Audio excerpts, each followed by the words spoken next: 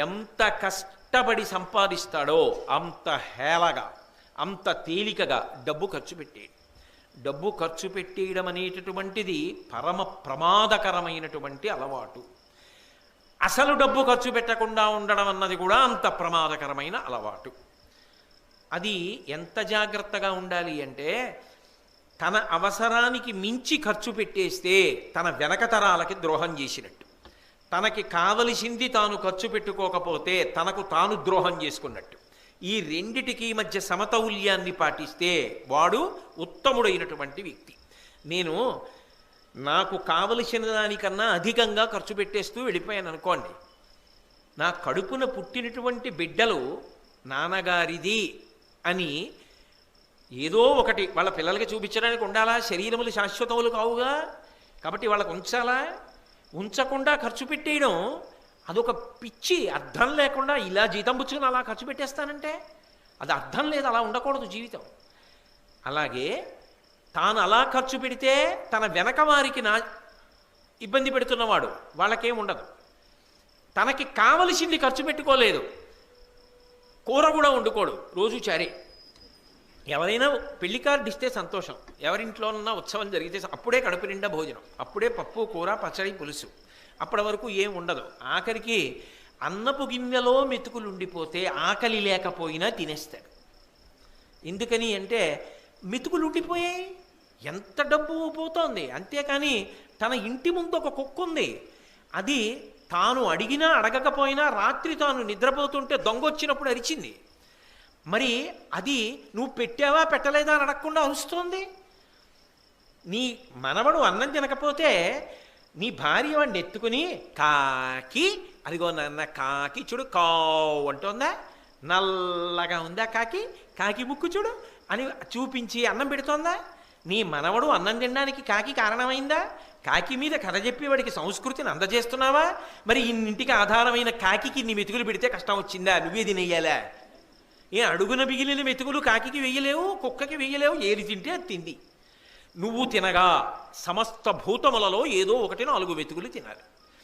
అలా కాకుండా ఒకవేళ పాచిపోయిందనుకోండి, పాచిపోతే నీళ్ళల్లో కడిగేసుకుని మెత్తపడిపోయి రుచి తెలియకుండా ఉంటుందేమో అని కాస్త ఆవకాయ పెచ్చు పక్కన పెట్టి కారం వేసుకు కలుపుకు తినేయడం.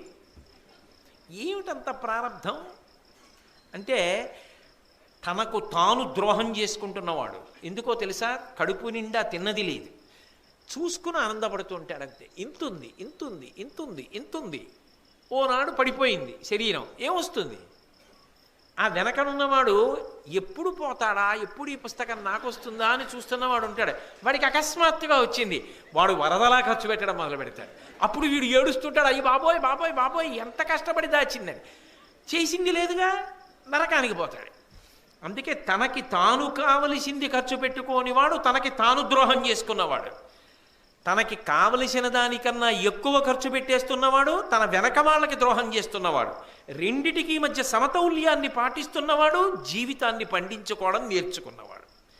అందుకే డబ్బు ఖర్చు పెట్టేయడం అనేటటువంటిది ఒక వ్యసనము. అది చాలా తేలికండి. ఏముంది, 10 మంది చూస్తుండగా మెహర్బానికి 100 రూపాయల కాగితాలు ఇలా వేసుకుంటూ, ఏదో గౌరవంగా ఇవ్వడం కాదు, ఇలా వేసుకుంటూ వెళ్ళిపోయి ఇలా కారెక్కి డామ్ అని చప్పుడయ్యేటప్పుడు తలిపేసి వెళ్ళిపోయాడు. పుచ్చుకున్నది 10 రూపాయల వడ్డీకి వేసేసింది అలా. ఎందుకంటే వాళ్ళందరూ చూశారట. అదో మైకం. బేరం ఆడకపోవడం, రూపాయి తగ్గకపోయినా పర్వాలేదు, 10 రూపాయల దగ్గర 50 రూపాయల కాగితం ఇచ్చేస్తూ ఉండడం. ఏమిటది? కష్టపడేవాడికి నేను కాదన్నా. మనం రాత్రిళ్ళు రైల్లో ప్రయాణం చేస్తుంటాం. ఎక్కడో తణుకులో ఓడెక్కుతాడు, భీమవరంలో ఓడెక్కుతాడు, విజయవాడలో ఓడెక్కుతాడు, గుడివాడలో ఓడెక్కుతాడు. ఆ ఎక్కిన వాళ్ళందరి కోసం నిద్రపోకుండా రాత్రంతా రైల్లో గూడు లాంటి దాంట్లో పడుకుంటాడు. పడుకుని వీళ్ళందరికీ దుప్పట్లు పట్టుకొచ్చి తలగడాలు పట్టుకొచ్చి ఇస్తాడు. తెల్లవారేటప్పటికి ఎవడి చోట వాడి దిగిపోయి నలిపేసి వదిలేస్తే మళ్ళీ తెల్లవారకట 3 గంటల నుంచి ఆ రగ్గులన్నీ మడతలెట్టుకుంటాడు, దుప్పట్లన్నీ మడతెట్టుకుంటాడు. లెక్క చూసుకొని ముఖం తుడుచుకునే గుడ్డోటి కనపడదు.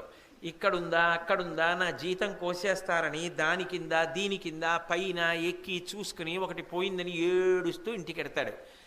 నువ్వు దిగిపోయేటప్పుడు పెట్టె కూడా నీకు అందిస్తాడు. అతనికి 100 రూపాయలు బాగుంది.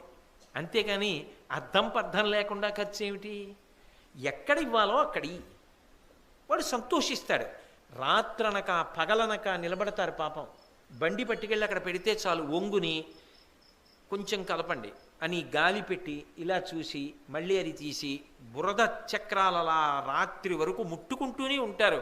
ఎన్ని సబ్బులు వాడితే ఆ వాసన పోతుంది? మళ్ళీ తెల్లవారు లేచొచ్చి మళ్ళీ అలాగే కష్టపడుతూ ఉంటారు. అతనికి 2 రూపాయలకు బదులు 5 రూపాయలు నీ దగ్గర ఉంటే కష్టపడుతున్నవాడు, కష్టపడి బ్రతుకుతున్నవాడెవరో వాడిని ప్రోత్సహించు. కష్టపడకుండా గడిపేద్దాం అనుకున్న వాడి దగ్గర నీ విలాసం చూపించద్దు.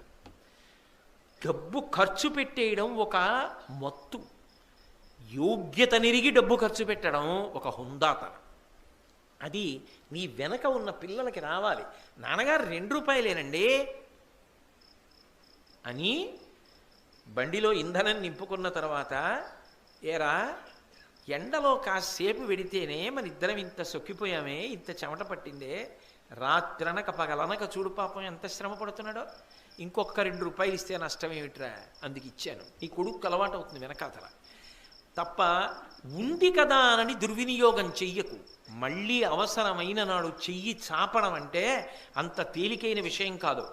బ్రతికి 10 మాటలు చచ్చిపోవడంతో సమానం ఇంకొకటి దగ్గరికి వెళ్ళి చెయ్యి చాపడం. అందుకే లక్ష్మి పట్ల నిరసన భావన పొందవద్దు. లక్ష్మీదేవి పట్ల తృణీకార భావం అంటే ఏమిటో తెలుసా? దారుణంగా అర్థం లేని ఖర్చు పెట్టేస్తూ ఉండడం, వ్యసనముల కొరకు వెళ్ళిపోతుందని చివరికి. కాబట్టి అటువంటి స్థితిని పొందవద్దు. ఇవి 7 కూడా వ్యసనములు. కొన్ని కామ సంబంధములు, కొన్ని క్రోధ సంబంధములు. ఇవి ఇంద్రియములకు మనసుకి మత్తెక్కించడానికి పనికొస్తాయేమో, కానీ మనిషి మాత్రం చిట్ట చివర భ్రష్టుడైపోతాడు. అందుకే వీటి జోలికి వెళ్ళవద్దు అని విదురుడు 7 మనకి ప్రబోధం చేశాడు. ధృతరాష్ట్రుడిని అడ్డిపెట్టి ఒక్కొక్కడికి నిద్ర పట్టకపోవడం కూడా లోకానికి ఇంత ఉపకారం చేస్తుందిలా ఉంది. ధృతరాష్ట్రుడికి ఆ రోజు రాత్రి నిద్ర పట్టేసి ఉంటే విదురుడు ఇన్ని చెప్పడానికి అవకాశం ఉండేదా? నిద్ర పట్టకపోవడం ఒక అదృష్టం అయితే, నిద్ర పట్టనప్పుడు మళ్ళీ ఏ పాటలో వింటాను కాసేపు వీణ వాయించండి అంటే ధృతరాష్ట్రుడికి వీణ వాయించరు ఏమిటి? వీణ వాయిస్తారు. బాగా విసరండి అంటే ఇంకా బాగా విసురుతారు. కాళ్ళు ఇంకో 2 నొక్కండి అంటే నొక్కుతారు. ఇదేమీ కాకుండా ధృతరాష్ట్రుడు విదురుడు వచ్చి కాసిని మంచి మాటలు చెప్తే బాగుండు అని విదురుణ్ణి పిలవడం, ఆ విదురుడు ఇప్పుడు చెప్పడం ఏమిటి? వేళ కాని వేళ రాత్రి 11 అవుతుంటే అనకుండా మహానుభావుడు చెప్పడం, ఆ చాలే ఇంక నిద్ర వచ్చేసింది వెళ్ళిపో అనకుండా వినడం. బహుశः భగవంతుడు రాబో కాలాల్లో జనానికి అందాలి, విదురుడికి ఇంత గొప్ప వేదిక ఇస్తేనే. అంటే అంత రాత్రి వేళ జాగ్రత్తగా వినగలిగినటువంటి లక్షణమున్న వాళ్ళైనటువంటి శ్రోతలు దొరికితేనే విదురునీతి చెప్పాలేమో. వర్షం పడుతున్నా, మేఘావృతమైన, కీచురాళ్ళు అరుస్తున్నా, చీకటిగా వాతావరణం ఉన్నా, రాత్రి వెళ్ళేటప్పుడు తడిసిపోతామేమోనన్న భయం ఉన్నా, విదురునీతి వినడం కన్నా మాకు అదృష్టం ఏముంటుందని కొన్ని 100 మైళ్ళు ప్రయాణం చేసి కూడా వచ్చి కూర్చోగలిగిన శ్రోతలు ఉన్నప్పుడు చెప్పడానికి ఇటువంటి సంఘటన ఏర్పడితే తప్ప బయటికి రాదు అని భగవంతుడు ఆ సన్నివేశాన్ని కల్పించాడు. ధృతరాష్ట్రుడికి నిద్ర పట్టకపోవడం మన బ్రతుకులు తెల్లవారడానికి పనికొచ్చింది. ఎన్ని గొప్ప నీతులు అందాయి. కాబట్టి ఇవాళ